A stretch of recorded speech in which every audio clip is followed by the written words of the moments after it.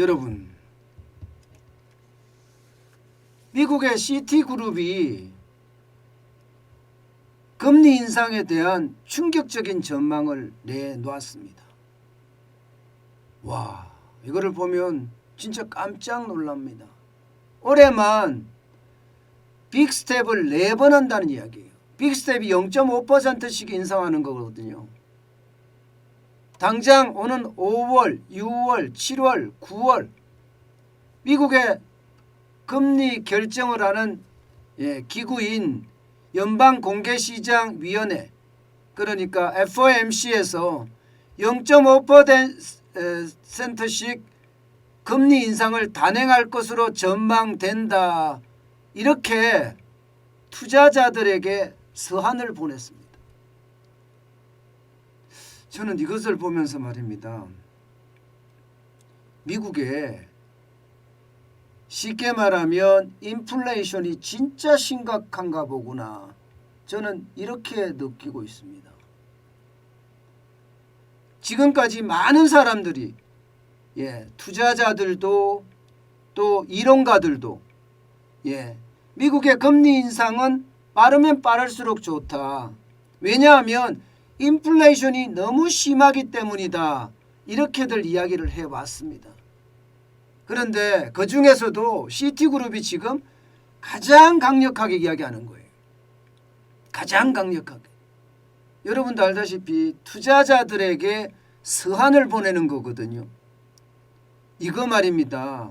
잘못된 예측으로 보냈을 때는 그야말로 망신에 망신을 다 당할 수가 있습니다.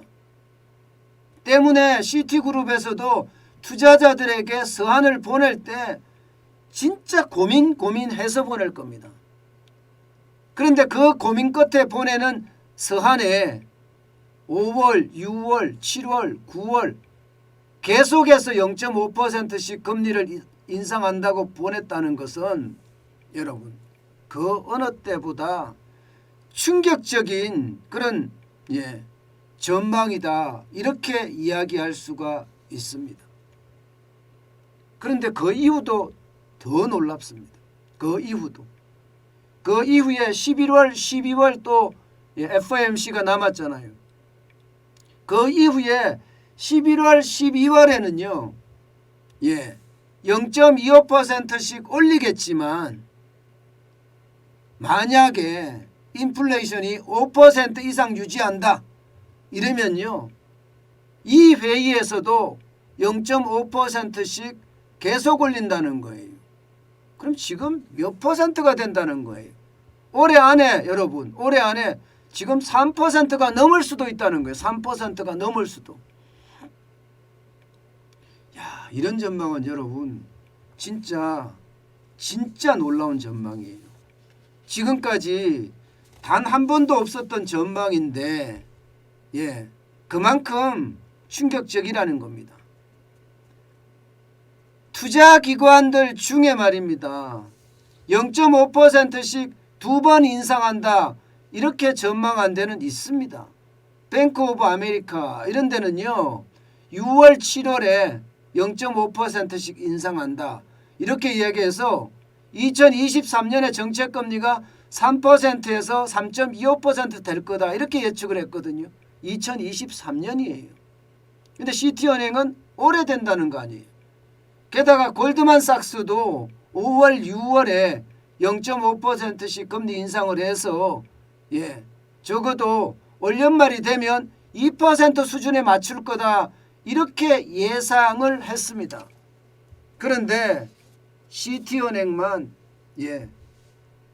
진짜 가장 강력한 금리 인상을 전망한 겁니다.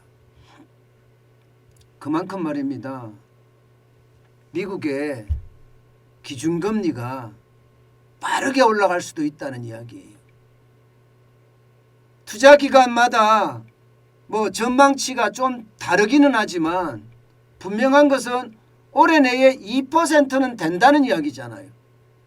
지금 미국의 정책금리, 기준금리는 0.5%입니다. 2%가 된다는 것은요. 1.5%를 올린다는 이야기예요. 1.5%를. 야, 진짜 충격적이죠. 게다가 말입니다. 미국의 연방준비제도 그러니까 중앙은행도 금리를 올리겠다고 했습니다. 2%까지는 올리겠다. 앞으로 6번을 더 올려서 연말에 가면 올 연말에 가면 2%에 맞추겠다. 거의 1.9% 2%에 맞추겠다. 이렇게 이야기를 했거든요. 그런데도 이거보다도 월등하게 높은 수치를 지금 이야기하고 있는 겁니다. 그만큼 말입니다. 인플레이션에 대한 우려가 굉장히 크다는 거예요. 늘 말씀을 드렸지만 2022년 2월에 소비자 물가 상승률 7.9%는요. 1982년 이후로 가장 높은 수치예요. 1982년 이후로. 1982년이면 오일 쇼크가 있던 거의 끝나가는 막바지잖아요. 그죠? 사실 말입니다. 지금 1980년 2차 오일 쇼크 때 13.5%까지 금리 소비자 물가가 올라갔었는데 지금 그때만큼 위험하다는 이야기예요. 이와 관련해서는 여러분도 알다시피 찰리 멍거 버커스 해스웨이 부회장도 지금 이야기를 했죠. 인플레이션이 로마를 멸망시켰다. 지금처럼 인플레이션이 올라가면 미국도 멸망할 수 있다. 이런 이야기거든요. 행동주의 투자자인 칼 아이칸도 이야기를 했습니다. 지금 금리를 빠르면 빠를수록 좋다. 빨리 금리를 올려라. 전부 다 이렇게 이야기하고 있는 상태입니다. 물론 이게 금리의 어떤 속도 조절이나 완급은 분명히 필요해 보이지만 분명한 것은요. 지금 미국의 인플레이션이 예상했던 것보다가 월등하게 크다.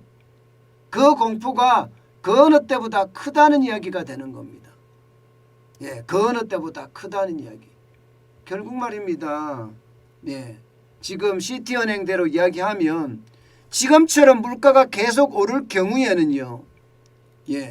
이게 단순하게 4차례에서 끝나는 것이 아니다. 5월, 6월, 7월, 9월 이렇게 4차례에서 끝나는 것이 아니라 11월과 12월에도 0.5%씩 인상을 할 수 있다. 이런 얘기를 했고요. 심지어 말입니다. 심지어 5% 이상이 더 심각하게 갈 때 이게 8%를 넘어서서 9%로 갈 때는요. 0.75%도 올릴 수 있다. 이런 전망까지 내놨어요. 어떻게 생각하면 엄청난 이야기입니다. 아직까지 이렇게까지 전망한 데는 없거든요. 0.75가 올라간다. 이렇게 전망한 데는 아무 데도 없습니다. 그런데도 불구하고 지금 0.75까지 올라간다고 이야기하는 걸 보면 와우, 진짜 충격적이다. 이런 생각이 듭니다. 지금 시티은행이 이야기한 대로만 한다면 적어도 말입니다. 지금 금리 자체가 올해 말에는 단순하게 올렸을 때 3% 된다는 거예요. 3%가 된다는 거예요. 그러면 지금 연방준비은행 미국의 중앙은행이 예측하는 건 1.9%인데 이거보다도 월등하게 많다는 거잖아요. 게다가 내년 말까지 가면 적어도 3.75까지는 갈 수 있다. 이런 얘기까지 나오거든요. 3.75. 그러면 내년에도 0.25씩 3번 이상을 올린다는 이야기잖아요. 결국 말입니다. 결국 러시아가 우크라이나를 침공함으로 해서 전 세계 물가에 큰 자극을 줬고요. 그 자극이 소비자 물가의 폭등으로 이어진다. 이렇게 해석할 수가 있고요. 특히 말입니다.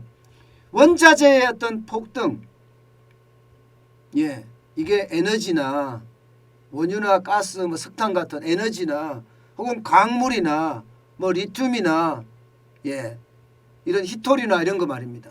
광물, 여기다 곡물, 밀이나 콩이나 옥수수 같은 이것까지도 다 지금 폭등을 시키고 있기 때문에 결국 말입니다. 소비자 물가에도 충격적인 그런 상황이 벌어질 수밖에 없다는 이야기를 계속하고 있는 겁니다. 그래서 빨리 선제적으로 지금 올리라는 거예요. 예. 서머스 전 재무장관도 지금 그렇게 이야기하죠. 재빨리 0.5% 금리를 올려라. 지금 이렇게 경고하고 있을 정도니까 지금 미국의 인플레이션 상황이 예상했던 것보다가 훨씬 강해진다는 이야기입니다. 그만큼 말입니다. 상황이 점점